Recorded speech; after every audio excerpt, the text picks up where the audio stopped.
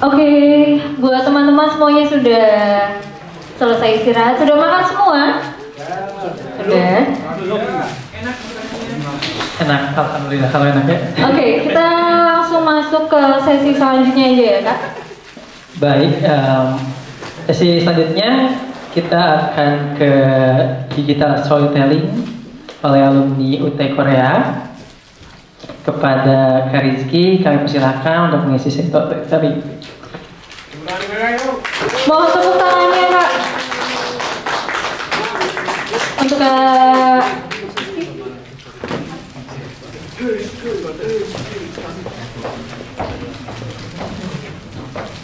Boleh minta tolong untuk dibuka PPT-nya? Oh, langsung lampunya linknya. Assalamualaikum warahmatullahi wabarakatuh. Waalaikumsalam warahmatullahi wabarakatuh. Teman-teman masih semangat nggak nih? Udah kenyang kan ya?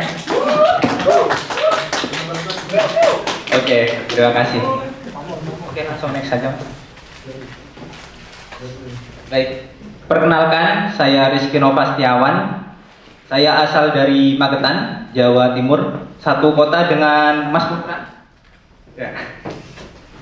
Oke, saya seorang PMI, sama dengan teman-teman semua. Saya bekerja di Korea sejak tahun 2016 dan alhamdulillah sejak awal sampai sekarang bekerja di perusahaan yang sama, yaitu perusahaan makanan yang bernama City Pude. Lokasinya di Sangju, Yongsangbuk-do. Teman-teman ada yang tahu kota Sangju mungkin? Nggak tahu ya? Oke, terima kasih. Karena emang tempatnya pelosok mas, wajar, nggak tahu. Jadi saya di City Pude itu bekerja sebagai Wolyo Wali atau manajemen bahan baku. Tugasnya ngapain sih? Jadi saya itu ngecekin barang-barang yang masuk ke perusahaan, keluar juga. Terus ketika kita mau produksi, bahan-bahan apa aja yang diperlukan, berapa kilo yang harus dimasukkan ke produk tersebut, sama proses penyimpanannya. Dan alhamdulillah selama saya bekerja di City Pude ini, pada tahun 2018 saya mendapatkan penghargaan sebagai salah satu pekerja terbaik di perusahaan tersebut. Ya, untuk teman-teman yang mau berteman dengan saya boleh banget di follow sosial media saya. Semisal nanti ada pertanyaan-pertanyaan yang belum bisa terjawab di acara hari ini, bisa DM ke saya, nanti akan saya balas DM. Oke, boleh next. Baik, tema hari ini itu adalah fotografi dan juga storytelling. Awalnya tuh Mas Putra ngontak saya mau mengadakan acara seminar ini dengan tema fotografi dan juga konten kreator. Ya mas ya? Tapi jujur untuk membawakan titel konten kreator itu saya kurang percaya diri. Karena seperti kita tahu ya, kalau konten kreator itu pasti image-nya adalah orang-orang yang followernya besar. Ya enggak? Nah, karena saya sendiri tuh followernya masih belum seberapa. Cuma emang saya akhir-akhir ini aktif bikin konten dan alhamdulillah beberapa video itu ada yang FYP. Dan berkat FYP itu ada beberapa brand yang ngontak saya untuk kolaborasi. Mungkin bahasa kerennya sekarang itu endorse kali ya. Gitu.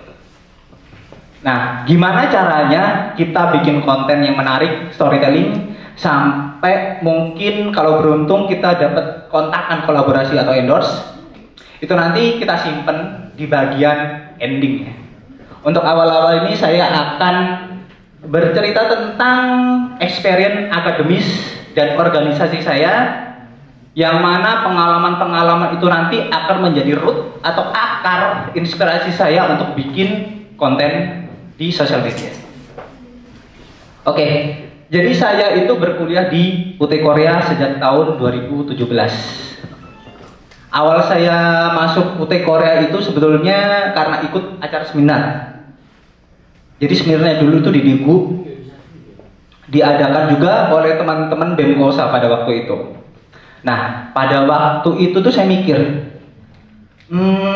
sebagai PMI Korea, selain bekerja itu ternyata kita bisa berkuliah.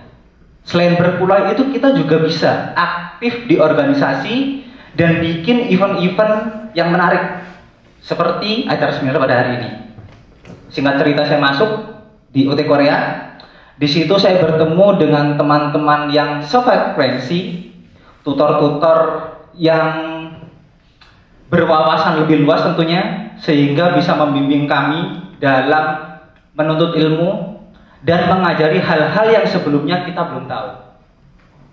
Di sini ada beberapa dokumentasi ketika berkuliah. Jadi waktu itu saya dan teman-teman itu punya inisiatif, ketika selesai kelas kuliah itu harus ada foto bersama, biar bisa dijadikan momen abadi dan juga semangat ketika berkuliah nantinya. Karena kan kita sebagai PMI itu kerjaannya pasti cuma di pabrik doang, dari pagi sampai malam, capek, jenuh, bosen. Tapi ketika masuk di OT Korea, ini ada warna baru dalam hidup kita. Ada sesuatu yang ditunggu gitu. Oh, nanti kalau kita ngampus, kita ketemu sama teman-teman baru. Kita bakal seru-seruan bareng di situ.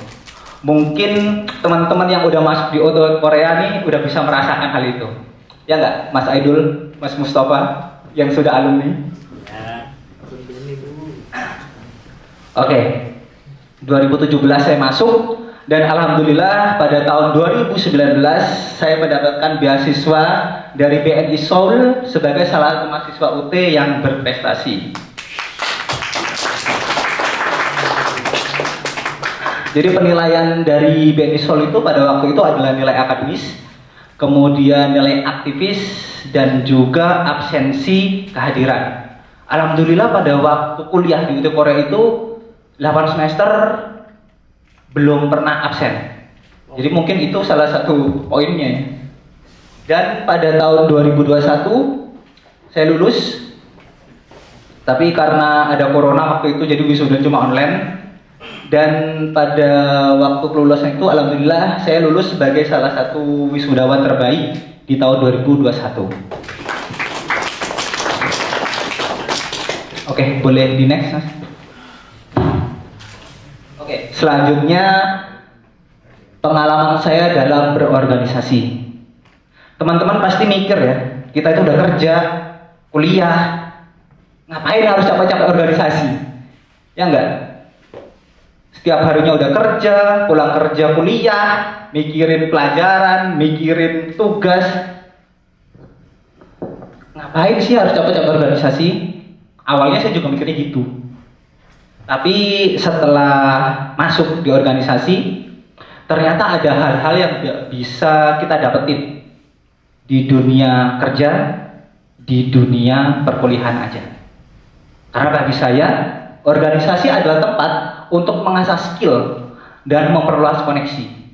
Saya nggak akan tahu punya kemampuan public speaking. Saya nggak akan tahu punya kemampuan leadership.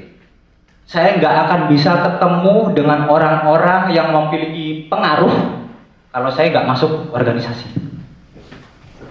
Jadi saya pertama kali masuk di organisasi itu di tahun 2017 sampai 2018. Saya masuk sebagai anggota BEM Kosa 2 di wilayah Daegu.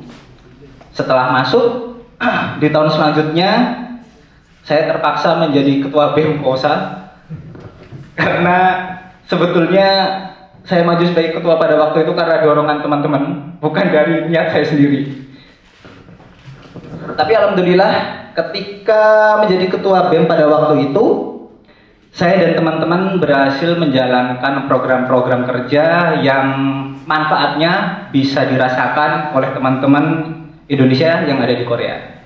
Salah satu program kerja yang sudah kami laksanakan itu adalah seminar kewirausahaan dan juga public speaking. Saat itu kami mengundang 2 pemateri. Yang pertama itu adalah Kak Ayu Zahra. Beliau adalah seorang entrepreneur, pebisnis. Salah satu bisnisnya itu adalah WhatsApp Cafe yang ada di Jakarta. Kemudian Nyayap ID Di Jakarta juga beliau bekerja sama dengan influencer dan juga artis-artis yang ada di Jakarta pada waktu itu. Sekarang beliau tinggal di Australia bersama suaminya dan membuka usaha warung sate Indonesia. Dan pemateri kedua yang kami undang pada waktu itu adalah Kim Yani. Mungkin teman-teman ada yang tahu Kim Yani? Ya. Jadi beliau itu adalah bisa dibilang aktris, bisa dibilang influencer, karena udah sering mondar-mandir di televisi Korea pada waktu itu. Alhamdulillah beliau mau untuk menyempatkan waktunya hadir di acara kami. Acara-acara lain yang sudah kami selenggarakan itu antara lain selain keberhasilan itu adalah kita membuka bazar juga di acara pengajian. Kemudian kita juga bikin acara buka bersama pada waktu itu. Dan itu buka bersama gratis. Tanpa potongan anggarannya. Oke, jadi setelah saya habis masa jabatan sebagai ketua BEM di tahun 2019-2020 itu saya ditawari oleh Presiden Perpika pada waktu itu untuk mengisi jabatan sebagai Menteri Sosial dan Budaya.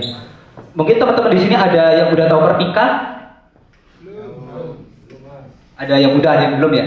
Jadi untuk yang belum tahu, Perpika ini adalah Persatuan Pelajar Indonesia di Korea.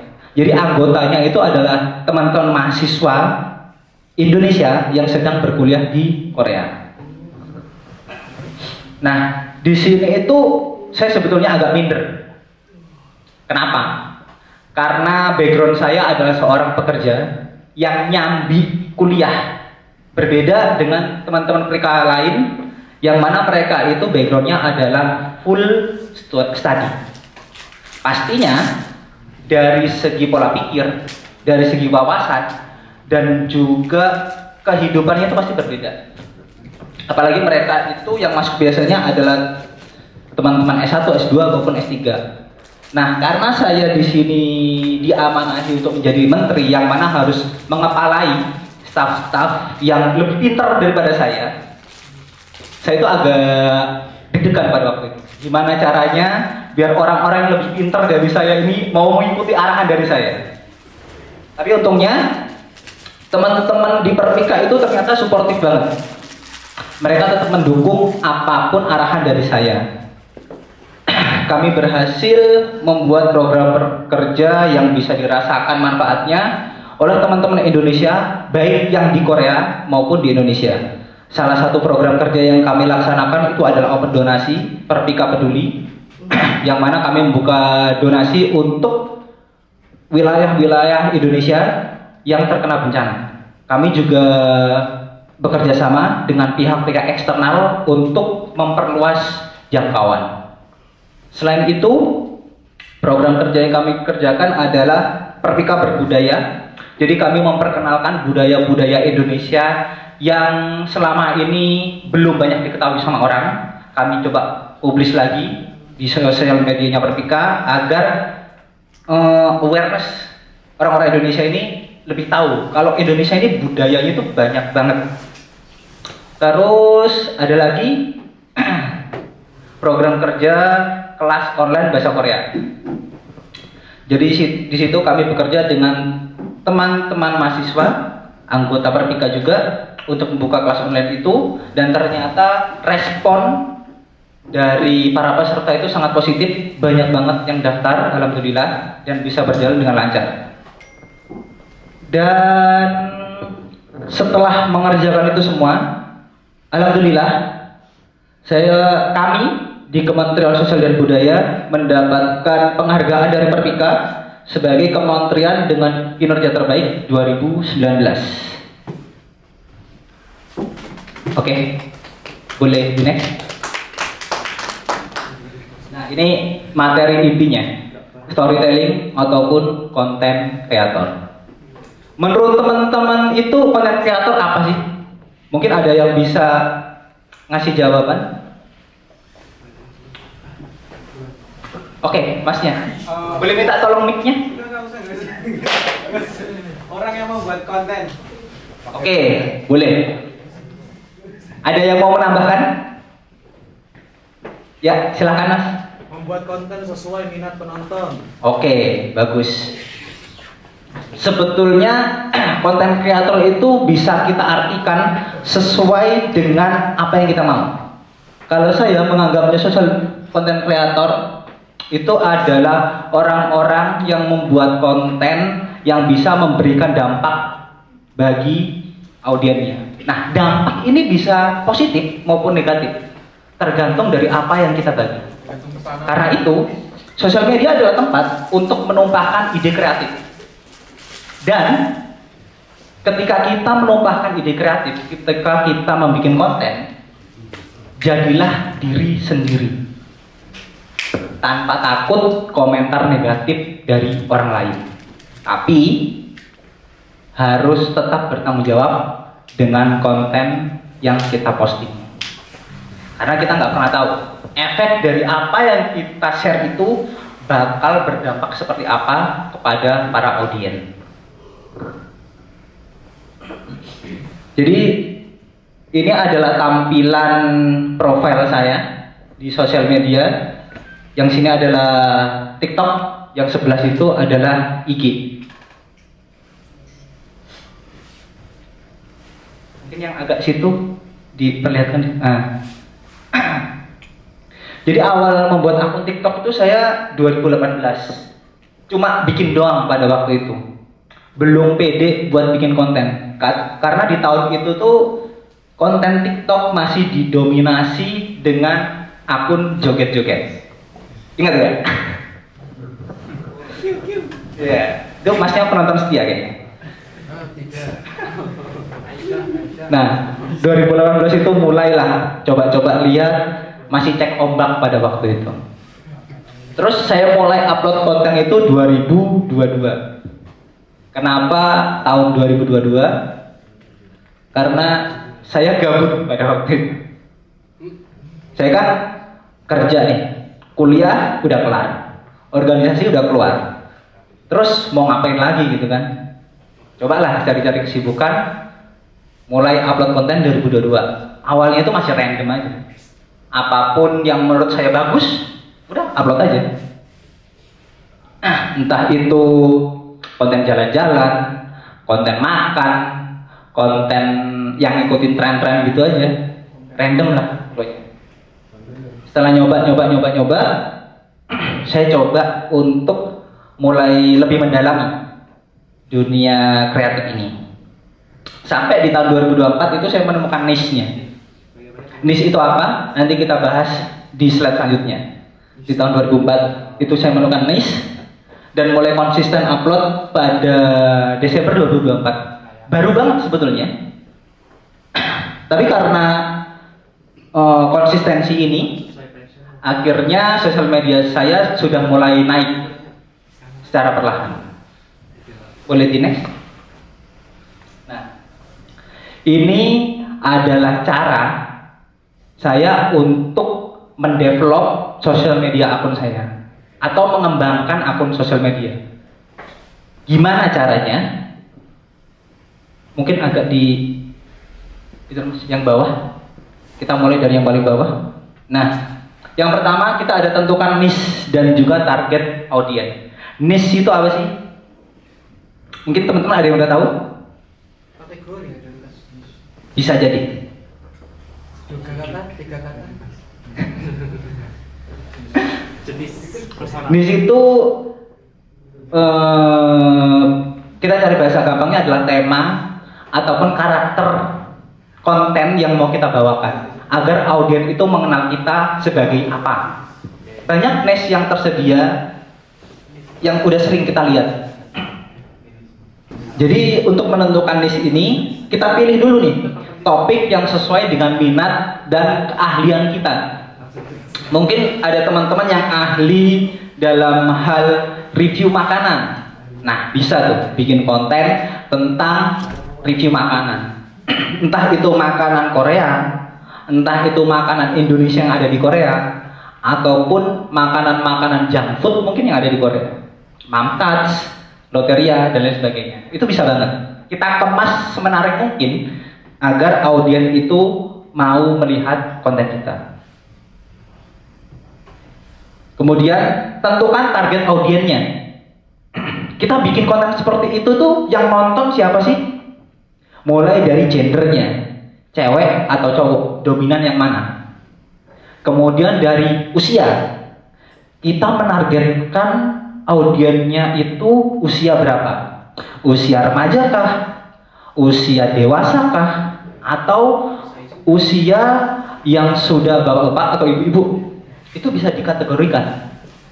Setelah kita tahu target audiennya seperti apa, kita bisa mengemas niche itu agar bisa lebih masuk ke para audien. Kalau saya kebetulan niche yang saya pilih adalah tentang edukasi bahasa Korea. Nah, target saya itu adalah anak-anak remaja, dewasa maupun awal 30-an. Yang mana mereka adalah orang-orang yang suka dengan drakor, K-pop, ataupun orang-orang yang pengen bekerja ke Korea Selatan. Kemudian pilih platform yang tepat. Ada banyak banget platform sosial media yang bisa kita pakai. Bisa Instagram, TikTok, YouTube, ataupun Twitter. Tapi dari platform-platform ini tuh memiliki karakter dan juga algoritmanya masing-masing. Kayak di Instagram itu cenderung algoritmanya mendukung konten-konten yang estetik, foto-foto yang bagus, video-video yang jernih kayak gitu-gitu. Algoritmanya Instagram suka. Kalau TikTok itu kadang bisa random banget. Entah itu gambarnya jelek, tapi kalau isi kontennya bagus, bisa banget FYP. Nah, untuk yang YouTube ini cocoknya adalah untuk video-video yang panjang. Video tutorial contohnya. Video untuk belajar, tapi menjelaskan secara detail, itu bisa banget YouTube. Cuma dia kelemahannya adalah algoritmanya itu tidak seperti video di TikTok atau Instagram, yang mana kita tinggal scroll, kadang bisa muncul di video kita. Tapi kalau YouTube, orang harus ngeklik video kita baru masuk ke jumlah view. Nah, yang untuk Twitter ini berbeda dengan 3 platform sebelumnya. Twitter itu cenderung ke texting atau tulisan. Jadi teman-teman kalau semisal nggak pede buat bikin konten secara visual, bisa coba bikin secara texting, secara narasi. Emang ada ya orang yang terkenal dari Twitter? Ada nggak menurut teman-teman? Benar, Simple Man. Yang mana kisahnya itu sempat diangkat jadi cerita film layar lebar. Ada juga. Beda cerita mas itu mas. Ada juga kalau teman-teman tahu tuh Raditya Dika, itu awalnya dia dari Twitter juga. Dari situ dia kumpulin akhirnya bikin buku. Terus Fiersa Bersari, dia awalnya juga bikin Twitter, tulisannya bagus-bagus, akhirnya dikontak sama penerbit dan bikin buku. Dan sekarang bukunya juga udah bestseller. Oke, bisa disingkat mas. Terus yang ketiga itu adalah buat konten yang berkualitas dan konsisten. Gunakan desain visual yang menarik dan suara yang jelas. Pastikan kontenmu memberikan value. Nah, value ini ada 3 poin penting nih, yaitu menghibur, mengedukasi, ataupun menginspirasi. Teman-teman bisa memilih itu apapun niche-nya. Kalau ada 3 poin ini, salah satu aja, itu ada kemungkinan konten teman-teman itu bakal naik. Kebetulan kalau saya ambil niche-nya itu adalah edukasi yang menghibur. Ada beberapa video saya itu tentang bahasa Korea yang kayak saya slangin jadi lucu-lucuan. Yaitu terbukti worth it dengan view rata-rata puluhan ribu, bahkan ada yang ratusan ribu. Untuk yang menginspirasi ini, saya juga ada paling 1-2 video doang dalam FYP, dan berkat itu juga saya dapat undangan untuk mengisi webinar di platform-platform online. Terus yang gak kalah penting adalah posting secara rutin. Nah, mungkin kesalahan teman-teman pemula ketika kita bikin konten itu kan postingnya tergantung mood. Minggu ini postingnya 2 video. Minggu depan postingnya 1 video. Selanjutnya 5 video. Jadi algoritmanya itu kurang bisa membaca akun kita. Kalau saya pada waktu awal bikin konten itu 1 minggu cuma 1 kali.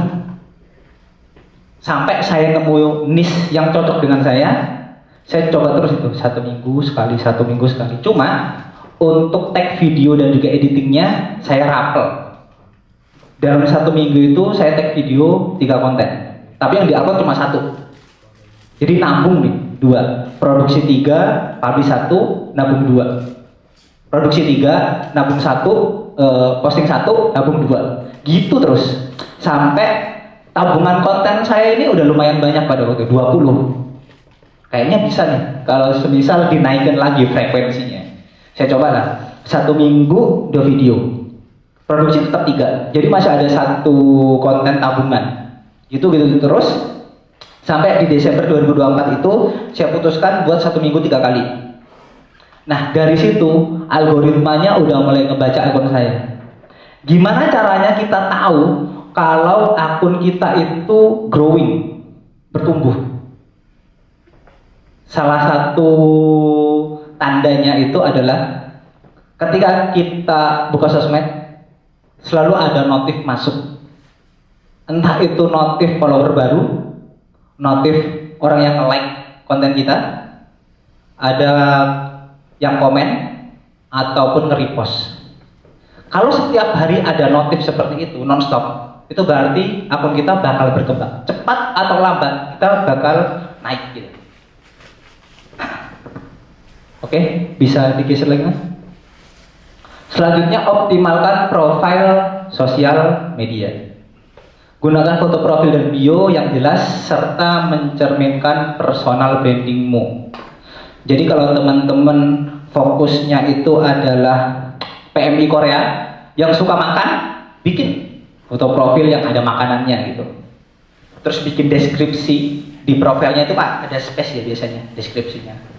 Entah itu PMI Korea yang suka makan ataupun review makanan Korea pedas dan lain sebagainya, sesuai dengan minat dan keahlian teman-teman. Kemudian ketika upload, jangan lupa gunakan hashtag yang relevan. Optimalkan juga judul dan deskripsi agar mudah ditemukan di pencarian. Kan kadang kalau kita buka sosmed itu, kita nyari nih apa? Contohnya makanan Korea pedas. Itu bakal ada rekomendasi video-video yang terkait. Nah, sosial media ini bisa merekomendasikan video-video itu berdasarkan keyword yang kita posting. Kalau deskripsi video kita itu sesuai dengan apa yang dicari sama audiens, maka video kita itu akan ditampilkan di kolom pencariannya mereka. Kemudian ada kolaborasi dan networking. Bekerja sama dengan kreator lain untuk meningkatkan visibilitas. Ini bahasa kerennya collab ya. Kalau teman-teman lihat konten kreator lagi naik-naik itu kan sering banget kolaborasi dengan konten kreator lain. Itu mereka bakal bisa naik karena bisa saling mix followernya. Contohnya Mas A dan Mas B ini sama-sama bikin konten. Tiba-tiba mereka yuk collab bikin video gabung. Nah, ini followernya A bisa ada yang mengikuti B nantinya. Begitupun juga sebaliknya.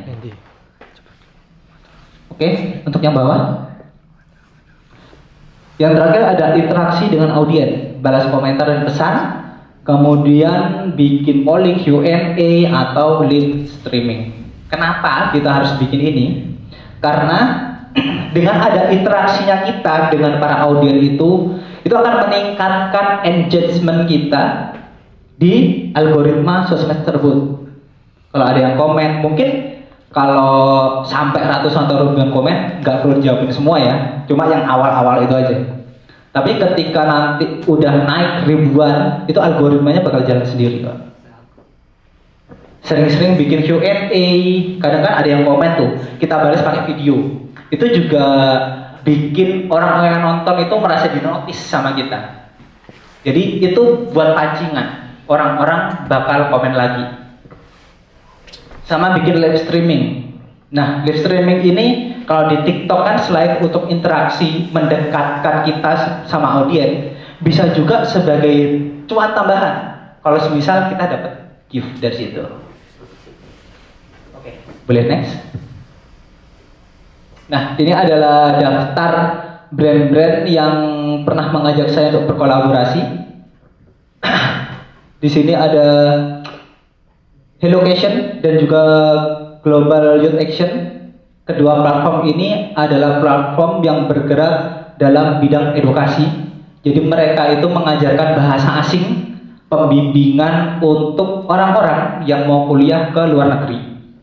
Kebetulan saya diundang untuk mengisi webinar di platform tersebut. Untuk yang Teyang Kultur juga sama, saya mengisi webinar.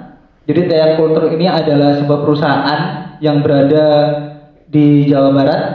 Mereka fokusnya untuk membimbing orang-orang yang mau kerja ke Korea, ke Jepang, dan juga mengajarkan bahasa-bahasanya, sama pembimbingan untuk orang-orang yang mau kuliah juga.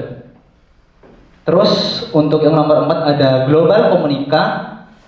Jadi di situ saya mempromosikan produknya. Global Komunika ini adalah perusahaan yang bergerak dalam bidang komunikasi. Dia menjual layanan eSIM untuk dibuat kita traveling ke luar negeri. Kemudian ada Event Hunter Indonesia. Saya di situ berkolaborasi sebagai juri program pertukaran pemuda Indonesia dengan tujuan Singapura. Terus untuk yang nomor 6 dan 7 ini saya dimintain kerjasama untuk mempromosikan LPK yang ada di Malang dan juga di Magetan. Oke, next. Baik, itu aja materi dari saya. Semoga bisa bermanfaat. Kalau ada pertanyaan, boleh banget untuk disampaikan. Terima kasih.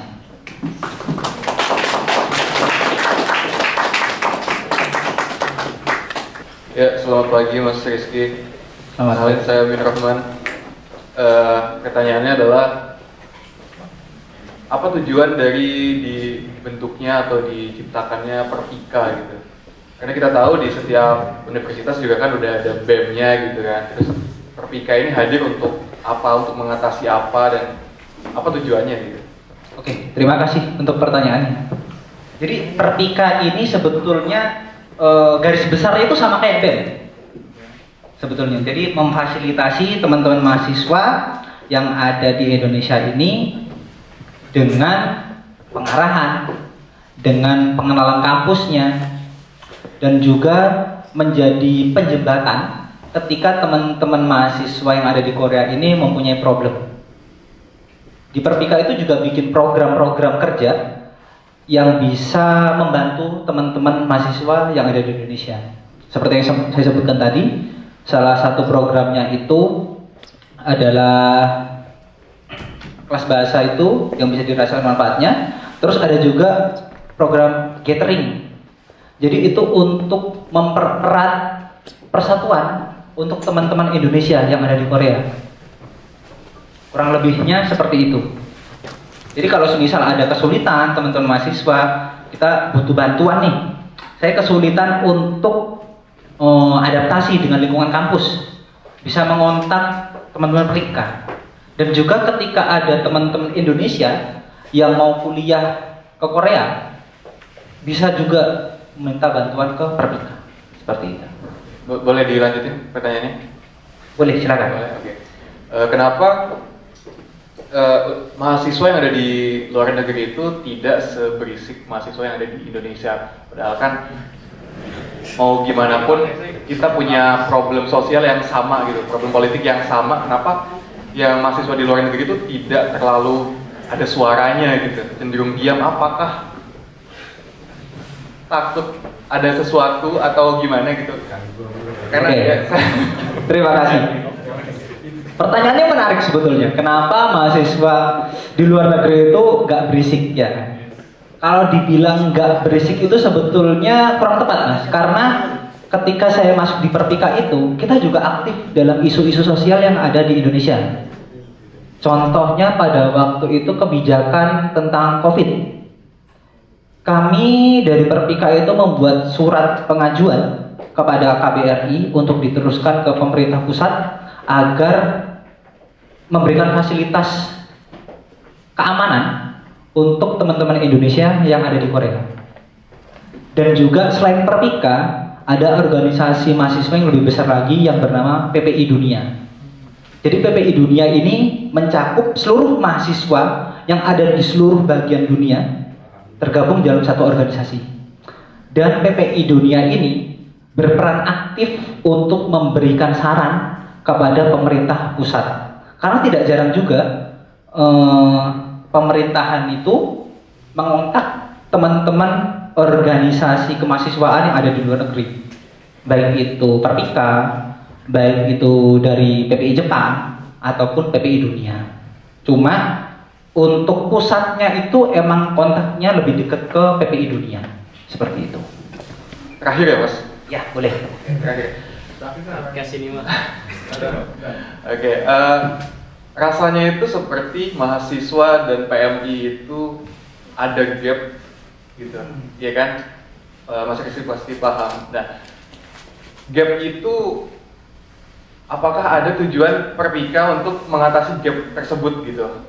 Apakah ada di dalam tujuan Perpika itu buat mengatasi gap ini supaya nggak terlalu jauh atau bahkan kita bisa setara gitu, supaya karena kayak yang saya lihat antara mahasiswa dan PMI itu kayak jauh banget gitu, sama sekali nggak ada kolaborasi, nggak sering terlihat gitu kolaborasinya gitu dan lain-lain ya, gitu kiranya. Oke, saya jawab ya.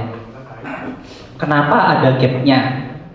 Itu sebetulnya karena kita itu nggak saling kenal sebetulnya, dan kita nggak ada forum untuk bisa saling mengenal. Kalau saya dulu ketika masih menjadi mahasiswa di UT Korea, kebetulan kan tutornya adalah teman-teman mahasiswa S2 dan S3 yang mengajar. Kenapa ada gap itu sebetulnya 70% dari mindset kita. Karena saya sendiri juga gitu awalnya. Tapi ketika kita ngeblend, mencoba mengenal mereka, kita coba untuk melihat perspektif mereka. Mereka itu sebetulnya juga welcome sama kita. Cuma kan karena kita dari background yang berbeda, minatnya juga berbeda. Itu mungkin yang belum menemukan jalan tengahnya kali ya. Kalau saya dulu ketika di UT Korea, saya menjabat sebagai ketua BEM pada waktu itu, saya aktif berkoordinasi dengan Presiden Perpika di waktu itu ketika saya menjadi ketua BEM, dan saya mencoba untuk bikin program-program yang mengaitkan teman-teman Perpika juga, sehingga menghapus gapnya itu. Kalau di zaman saya dulu, teman-teman mahasiswa UT Korea itu saya ajak, saya rangkul, ayo kita menuju bekerja sama dengan Perpika. Ketika Perpika ada event, kita ikut, dan ketika kita yang punya event, Perpika kita ajak. Harus ada komunikasi yang seperti itu, karena kita nggak bisa saling menunggu. Kita menunggu teman-teman mahasiswa yang datang nih. Teman-teman mahasiswa itu sebetulnya juga menunggu kita, jadi kita saling nunggu. Makanya itu dengan adanya organisasi BEM Kosa ini, harapannya itu bisa menjadi jembatan untuk teman-teman PMI maupun mahasiswa agar bisa bertemu dan syukur-syukur bisa berkolaborasi. Karena sebetulnya ketika saya di Perpika itu, saya kan bikin program kerja yang kelas online itu. Lepas dari masa jabatan itu, saya bikin platform sendiri yang bernama Gongbu Haja. Di situ saya bekerja sama dengan empat orang termasuk saya. Kebetulan saya ada CEO-nya di situ. Satu orang lagi adalah alumni UT Korea, yang dua adalah mantan anggota Perpika. Kami di situ ngedesain platform tersebut menjadi startup. Kami bikin websitenya, kami bikin sosial medianya, kami bikin fasilitas-fasilitas untuk mewadahi teman-teman yang mau belajar bahasa Korea. Alhamdulillah dalam waktu 2 tahun itu kami bisa mengajar kepada kurang lebih 100 peserta. Mungkin ada pertanyaan lagi? Silakan. Saya mau bertanya soal sosial media, content creator, dunia content creator. Ya. Saya bisa dibilang termasuk orang yang sangat-sangat perfeksionis ya. Jadi saya kalau mau bikin konten itu harus yang sangat-sangat perfect gitu. Nggak harus, maksudnya kayak harus nggak, kalau bisa jangan sampai ada cacat gitu di kontennya gitu. Tapi turnout itu bikin saya jadi stuck di situ-situ aja. Saya harus memikirkan kualitas konten saya harus bagus sampai akhirnya saya nggak upload gitu. Nah itu problem saya. Kira-kira ada saran nggak atau kritik gimana saya bisa melewati itu gitu. Soalnya saya agak kurang kalau misalkan kontennya tuh kayak gitu-gitu doang. Ya seperti itu. Terima kasih. Oke, terima kasih. Sebetulnya itu dilema banyak orang. Ketika kita mau mengawali bikin konten, pasti ada perasaan, wah ini kurang ini kurang ini.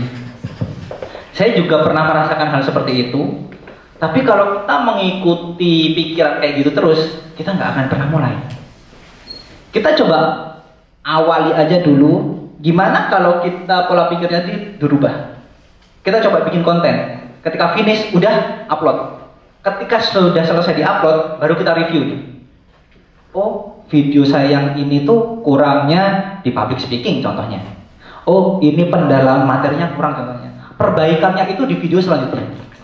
Jadi kita upgrade-nya nggak cuma di satu konten doang, tapi diakumulasi dari video-video yang akan kita bikin selanjutnya.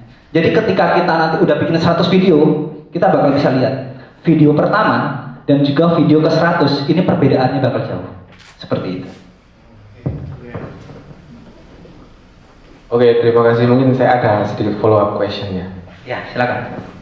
Tapi saya tetap satu pendirian sama kualitas konten itu harus yang bagus gitu kan. Saya berpikir kalau misalkan kualitas saya jelek di awal itu kan kayak di apa ya, orang bakal lihat gitu kan. Orang bakal lihat konten kita tuh, wah jelek ini, aku nggak mau follow lah. Nanti jadi brandingnya kita kan jadi turun gitu.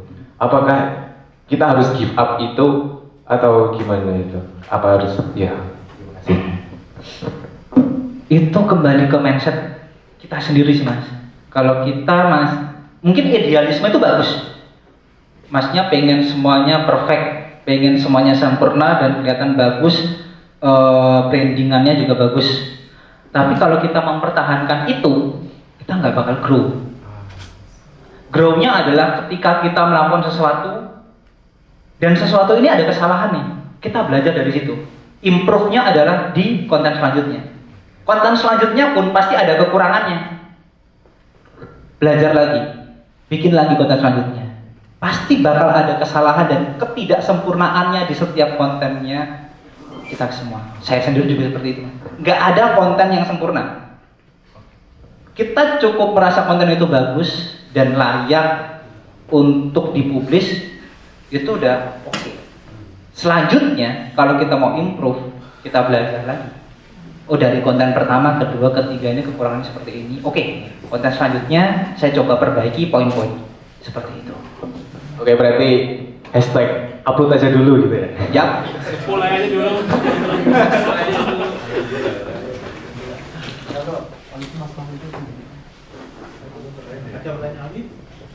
Ya, silakan.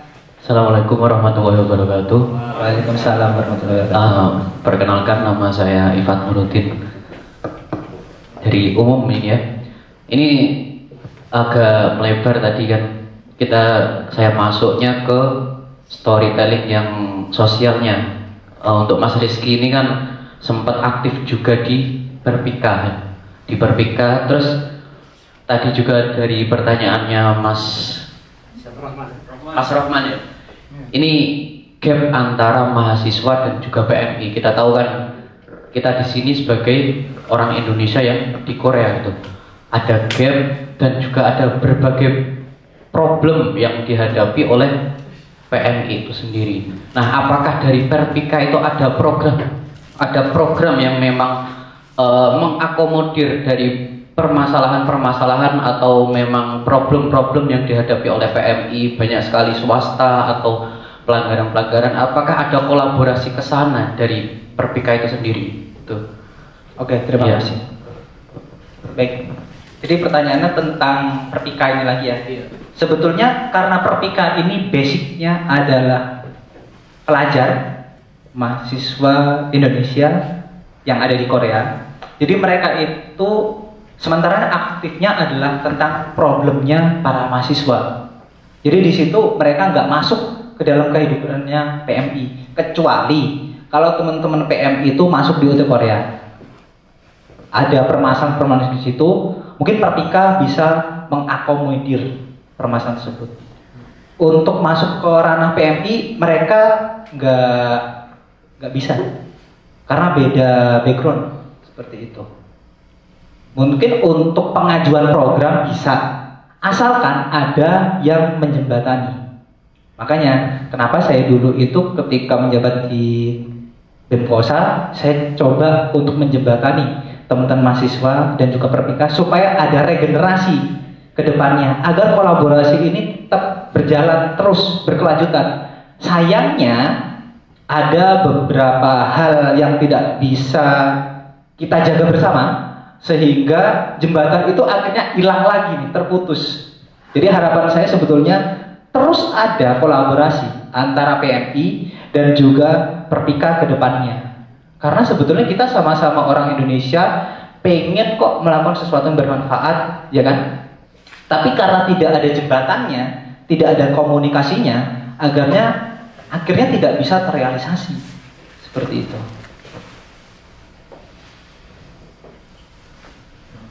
Mungkin ada tambahan? Silakan Mas. Halo, saya Rizky.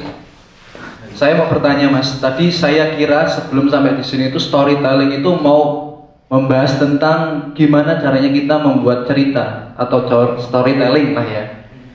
Mendengar cerita Mas Rizky tadi itu sebenarnya aku sambil meraba-raba, ini tuh bagian mana konteks. Yang aku tahu ya namanya storytelling itu kan ada strukturnya Mas, ada konteks, masalah, resolusi, dan pesan yang bisa kita ambil kan.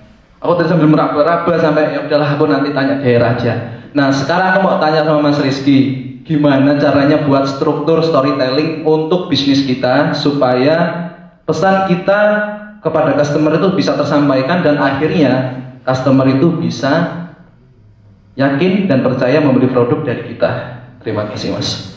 Baik, terima kasih Mas.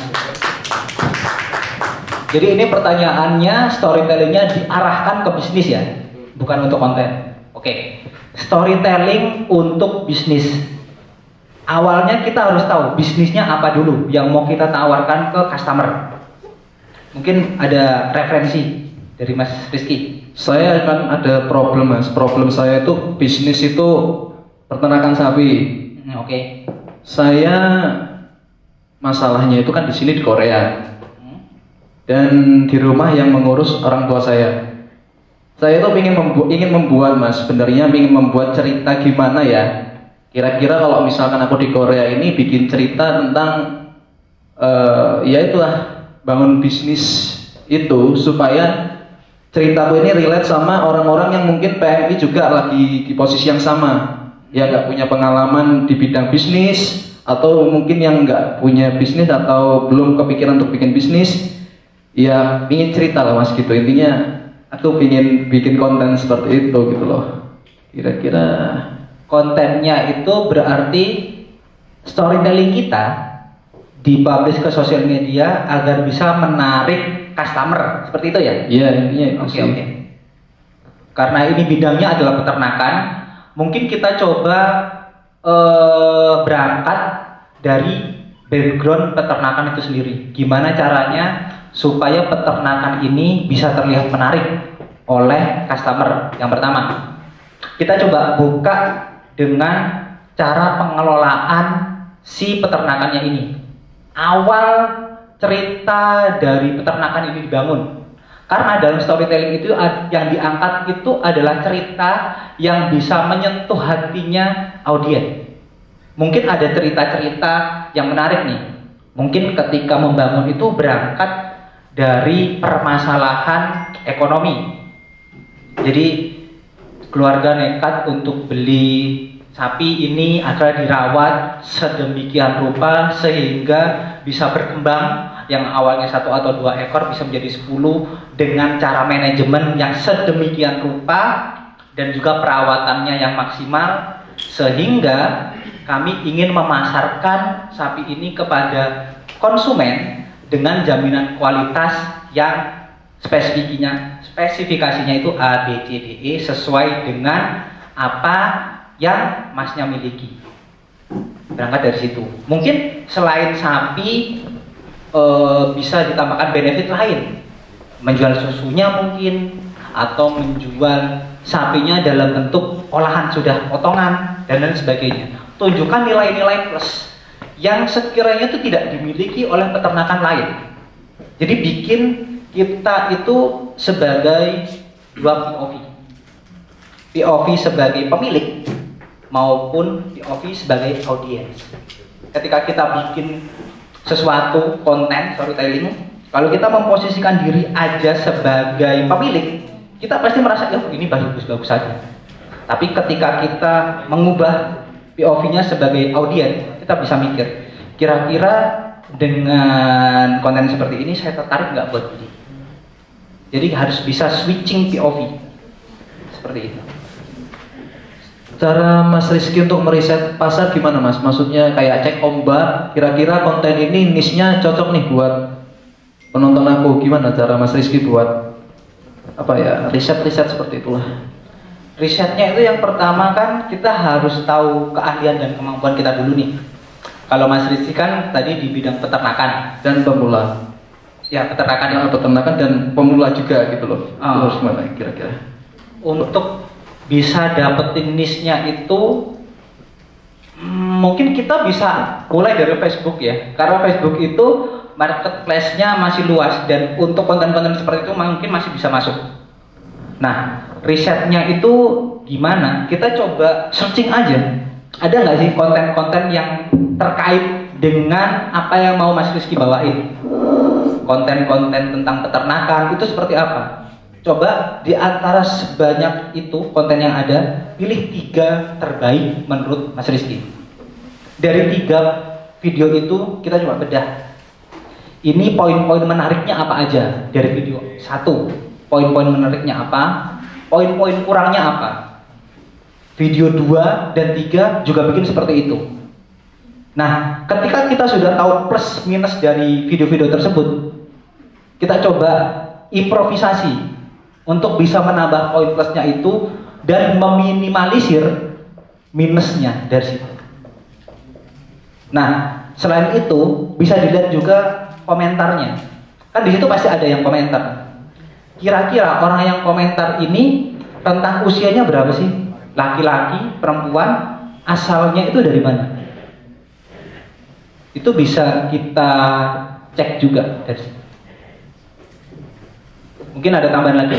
Oke Mas, cukup, terima kasih. Sama-sama. Oh iya, tadi ada pertanyaan titipan dari Mas Putra ya?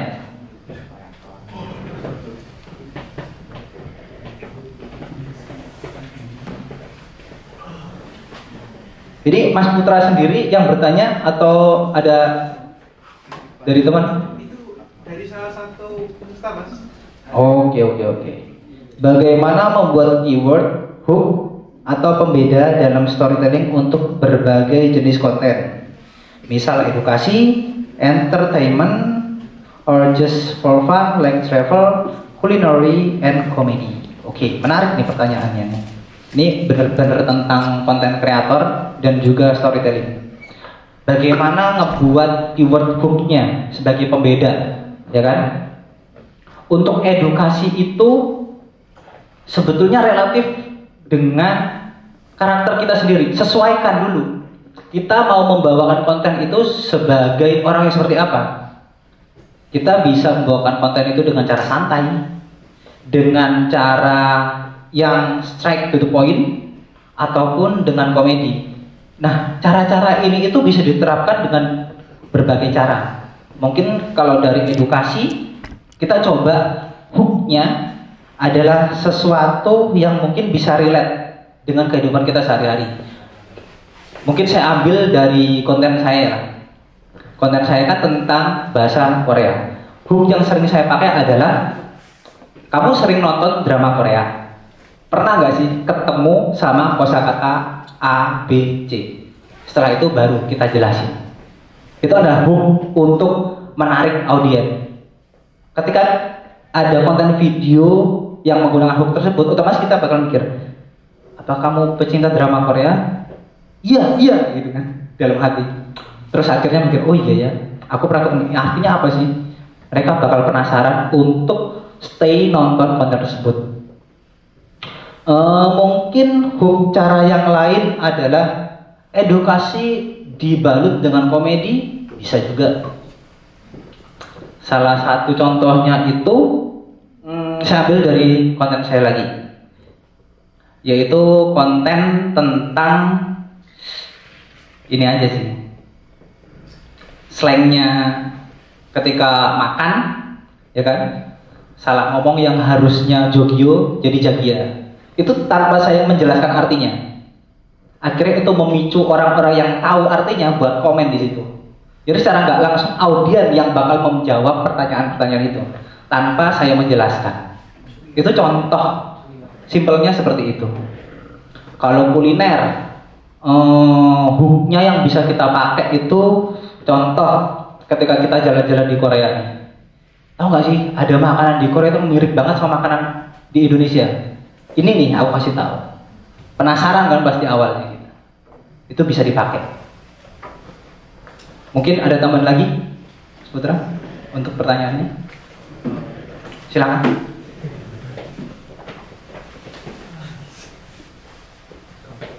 Perkenalkan, nama saya Muhammad Khairuddin. Saya juga anggota BEM, juga mahasiswa UK Korea.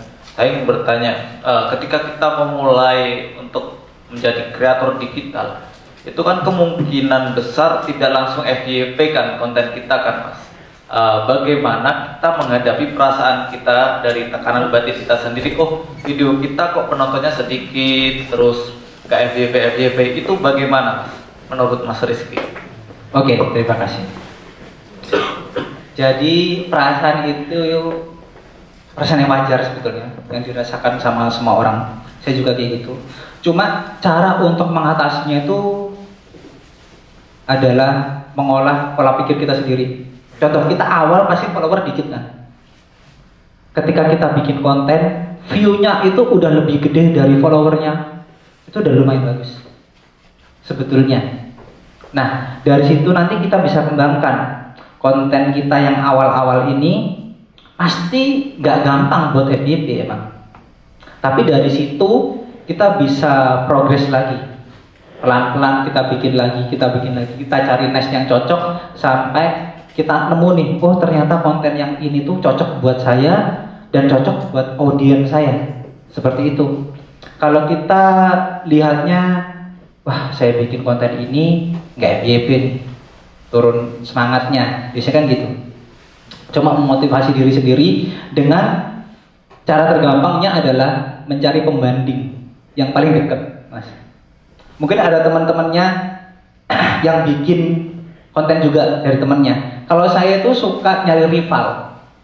Rival dalam artian bukan untuk dimusuhi ya, tapi untuk sebagai saingan dalam memotivasi diri. Saya contoh ambil kasus itu di teman-teman lingkungan saya aja. Dari teman-teman saya ini, saya lihat nih, konten sosmednya itu kayak apa, followernya berapa. Oh, dia followernya lebih banyak dari saya. Gimana caranya saya bisa ngelewatin dia? Bikin konten. Udah lewat nih, nyari lagi rival lagi. Yang deket-deket aja dulu. Contoh, saya followernya masih 100 nih. Oh, teman saya udah 200. Saya mau nyaingin dia. Bikin konten.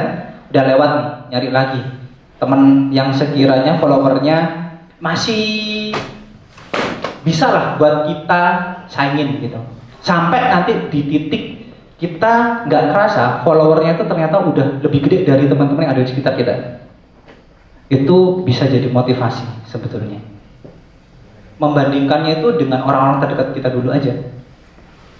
Gitu. Dan di setiap medsos kan ada fitur yang namanya promosikan kan, itu juga berbayar kan. Apakah Mas Rizky juga pernah menggunakannya? Sampai saat ini saya masih belum mencoba itu. Kecuali kalau saya dulu itu bikin platform Kongbu aja untuk bisnis, itu baru saya gunakan fitur promote-nya. Tapi kalau untuk konten pribadi kayak yang ini tadi, saya belum pernah pakai. Karena saya pengen nge-challenge diri saya sendiri. Kalau saya bikin konten secara natural kayak gini tuh, jangkauannya sampai sejauh mana sih? Saya coba nge-challenge diri seperti itu. Jadi belum pernah untuk mempromot konten.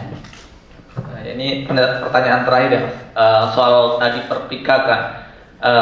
Sebelumnya kan udah terjembatani dan sekarang terputus, dan menurut Mas Rizky ini, untuk kita memulai lagi untuk bisa berkolaborasi dengan Perpika, kira-kira untuk sarannya kita harus mengadakan apa ya Mas? Untuk yang paling dekat gitu. Oke.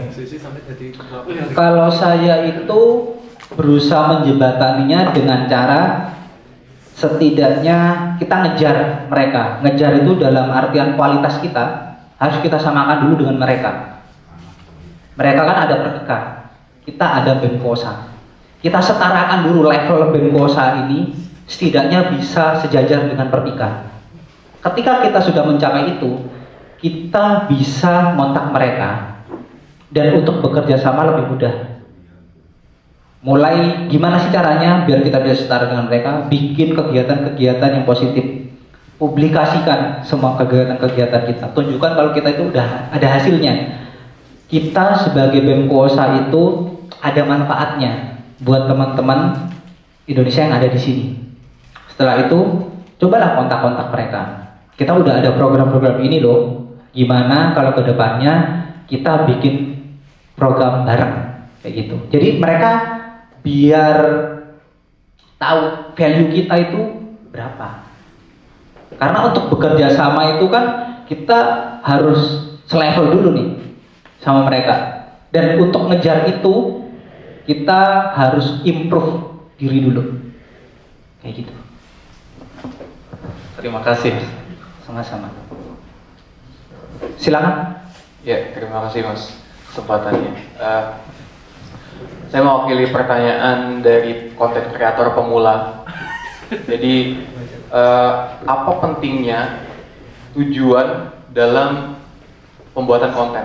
Gitu, maksudnya tujuan jangka panjangnya itu apa? Gitu, itu tuh apakah penting gitu buat konten kreator pemula punya dulu sebelum memulai untuk konten gitu kan? Dan apa tujuan Mas Rizky sendiri dalam membuat konten? Gitu? Apakah ada mimpi besar di atas sana atau gimana?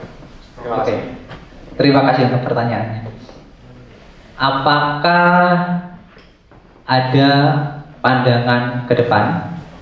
Sejujurnya, kalau saya pribadi ada.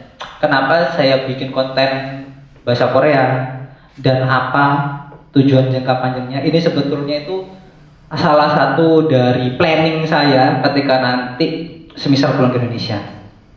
Karena background saya tadi adalah organisasi dan juga pernah bikin kelas online baik di Perpika maupun secara startup. Saya pengen lebih mendalami itu lagi supaya nanti saya bisa terjun ke dunia profesional ketika di Indonesia, baik itu menjadi penerjemah ataupun nanti membuka lembaga bahasa Korea. Gimana caranya agar saya bisa mencapai itu? Saya butuh trust dari orang-orang. Saya butuh orang-orang biar percaya dengan kemampuan saya. Gimana caranya orang-orang bisa percaya dengan saya? Saya bikin konten bahasa Korea. Dan ketika konten saya itu bisa naik, follower saya bisa naik, otomatis ketika saya masuk ke dunia profesional itu akan bisa lebih mudah karena orang-orang sudah percaya dengan kemampuan saya. Seperti itu. Berarti itu salah satu dari membangun personal branding mungkin ya? Betul. Baik, terima kasih Mas. Sama-sama. Apa pentingnya buat teman-teman konten kreator pemula itu tadi buat mencari tujuan dan gimana cara mencari tujuannya itu. Karena konten kreator pemula itu salah satu permasalahan yang sering terjadi adalah dia bahkan bingung gitu buat menentukan tujuan dia itu apa buat konten. Dia pengen konten tapi tujuannya apa ya? Kedepannya tuh apa gitu. Dia bingung gitu. Oke. Sebetulnya untuk tujuan ini relatif tergantung pribadi masing-masing. Boleh nggak sih tujuannya harus gede? Kalau saya kan tadi pengen jadi dunia profesional ataupun pengen lembaga kayak gitu-gitu kan. Mungkin teman-teman pengennya enggak, aku cuma pengen buat have fun aja. Salah nggak sih? Enggak. Sah-sah aja, boleh. Itu bebas tergantung teman-teman. Karena kan untuk bikin konten kreator ini nice-nya banyak banget ya. Selain bahasa Korea, ada bisa untuk jalan-jalan, ada konten untuk yang berbagi informasi tentang Korea dan lain sebagainya. Itu banyak banget dan tujuannya itu bisa teman-teman gali sendiri sebetulnya. Tujuannya itu nggak harus muluk-muluk, cukup dengan aku merasa senang bikin konten ini. Itu termasuk tujuan juga. Nggak harus sesuatu yang gede atau berdampak untuk orang lain. Ketika apa yang kita bikin itu berdampak untuk diri kita sendiri, itu juga bisa dibilang tujuan. Seperti itu. Baik, terima kasih Mas. Sama-sama. Silakan. Boleh dong, coba materi tanya ke materi. Tentang konten kreator tadi Mas. Sekarang kita tuh mau bikin konten itu kita kayak udah habisan ide gitu. Nah, gimana problem solving dari kita mencari ide kembali, kan kita udah bikin konten nih, terus bikin konten lagi tuh gimana ide dasarnya gitu biar dapat konten lagi gitu. Oke. Menarik. Karena emang ada fase-fasenya kita mentok dengan ide kreatif kita sendiri kan. Burnout gitu. Caranya itu dengan nggak nyari ide. Kenapa? Kita cukup kadang luangin isi kepala kita buat refresh dulu. Kadang ketika kita burnout, kita full, itu malah mentok. Kita santai dulu, kita relax dulu. Mungkin bahasa kerennya healing dulu lah. Healing. Kita bisa scroll sosial media, buka reels, buka IG, buka TikTok. Ketika kita udah fresh, kita ngeliat video-video yang trending, itu bisa kita jadikan salah satu inspirasi buat kita. Karena dulu saya sendiri dapat ide itu juga hasil dari scroll sosial media. Oh ini kontennya menarik nih, oh ini menarik nih. Saya ambil poin-poin dari video tersebut yang cocok dengan niche saya, seperti itu. Kalau mungkin Mas Tegar lebih cenderung ke fotografi contohnya, ya kan? Fotografi itu mau diolahnya ke arah mana? Tutorial kah? Atau mungkin pemandangannya kah? Atau mungkin jalan-jalannya kah? Itu kan bisa terbagi banyak banget tuh. Nah, ketika fokus di fotografi tapi kita terlalu detail dengan satu bagian aja, kita bakal mentok. Kalau saya coba di bahasa Korea, tapi lingkupnya itu saya perluas, nggak cuma sekedar ngajarin aja. Kadang saya juga bercandaan juga, kadang juga tentang daily life yang masih berbau bahasa Korea. Jadi saya memperluas lingkup dari niche itu sendiri, supaya nggak kehabisan ide, seperti itu. Ya sih itu jadi problem banget kita buat konten itu pasti idenya gimana dulu gitu kan. Nah cuman dari itu kan kita juga nyari konten itu juga ke distract banyak informasi, akhirnya jadi malah kebingungan, malah nggak ada aksinya gitu kan Mas. Nah ya mungkin benar sih itu tadi harus take action mungkin ya Mas ya. Betul, salah satu caranya biar refresh dulu. Oke. Cukup sih Mas. Oke, ada tambahan lagi?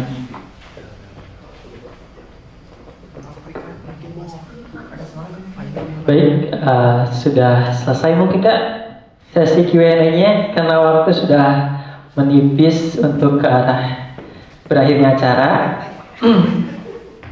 Alhamdulillah acara telah berjalan dengan sangat lancar sehingga kita bisa menambah ilmu khususnya di bidang content creator tadi, dan kemudian yang tadi sesi pertama fotografi juga kan. Tapi sayang sekali kita sudah di penghujung acara. Baik, kami ucapkan terima kasih kepada seluruh peserta yang telah hadir dan juga kepada para narasumber dari fotografi, Kak Weni, Kak Vicky, Kak Awa, dan begitu tadi Kak Rizky yang telah memberi ilmu yang diberikan kepada kita semua pada hari ini. Oke, kepada para rekan-rekan semua ini masih mengganjal kan? Ada yang masih mengganjal, ada yang masih ingin dipertanyakan kembali? Ada yang mengganjal sih. Baiklah, oke. Terima kasih untuk semuanya. Terima kasih sudah datang di hari ini. Sebelum kita mengakhiri acara, kita ada sesi foto bersama terlebih dahulu. Boleh siap-siap dulu mungkin. Iya, untuk iya, nanti akan menjadi kenang-kenangan ya. Untuk difoto di depan mungkin ya, kita foto di depan biar seragam.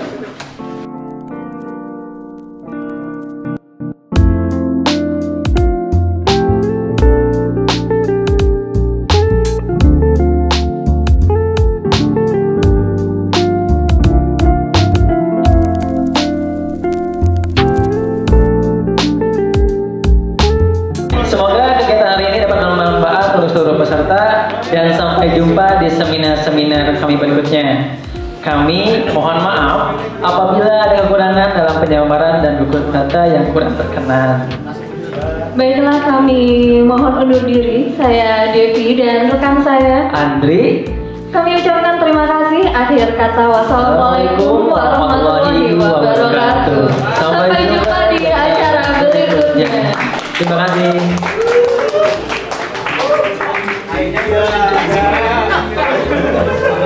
Oh, oke, udah mulai nih. Ubur-ubur KDD, kita semua menyanyi. Tepuk tangan. Alright, thank you guys, thank you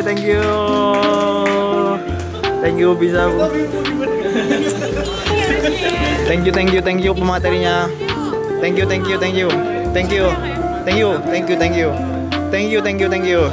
you atas ilmunya yang sangat bermanfaat.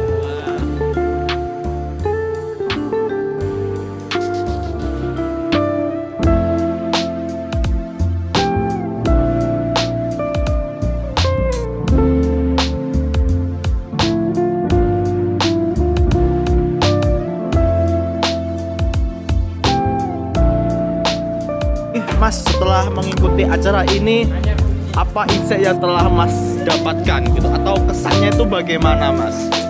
Lumayan ya, pertama yang berkesan tadi fotografi, bos.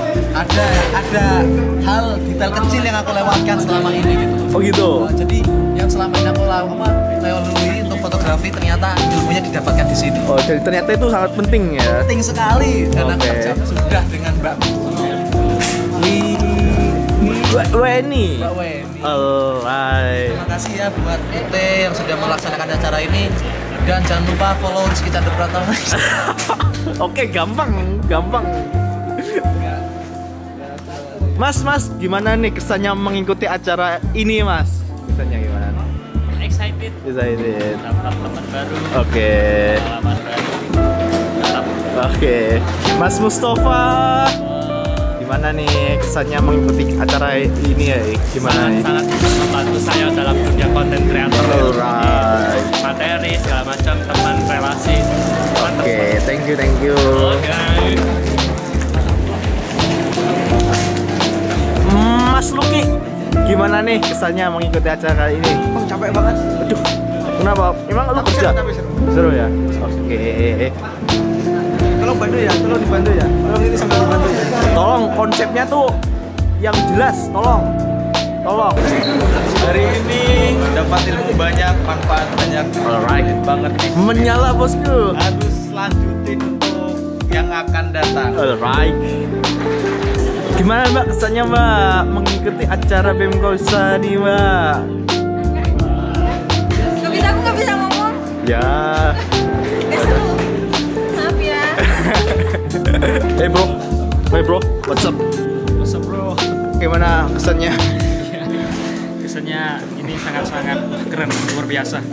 Jadi saya harap kedepannya ini terus berkembang dan terus diadakan lagi untuk memberi motivasi bagi yang baru datang juga. Oke, berarti mungkin temanya bisa lain gitu ya, kayak psikologi atau apa gitu yang Oke. Yang lain itu jadi tambah ilmunya. Oke, siap. Oh, nanti kan dari sini kan kita bisa mendapat teman baru ya, gitu relasi baru, jadi itu penting. Oke, thank you bro. Gimana nih kesannya mengikuti acara basic ini seminar ini? Gimana nih? Dari sini dulu. Keren banget sih, aku nggak nyangka jadi bisa ketemu sama orang-orang yang hebat di sini, jadi juga ilmu juga. Jadi kayak seneng banget lah kalau bisa mah sering-sering ngadain kayak gini. Oke. Jadi bisa networking kan. Oke, alright. Kalau ini gimana nih kesannya? Insightful. Terus di sini banyak lagi ilmu baru, pasti di sini banyak banget ide-ide yang masuk dan bisa diserap dan bisa jadi apa ya, inspirasi buat nanti next kontennya bisa lebih tertata lagi. Alright, thank you. Kurang. Sekali aja bikinnya, nggak usah bikin lagi. Gimana nih?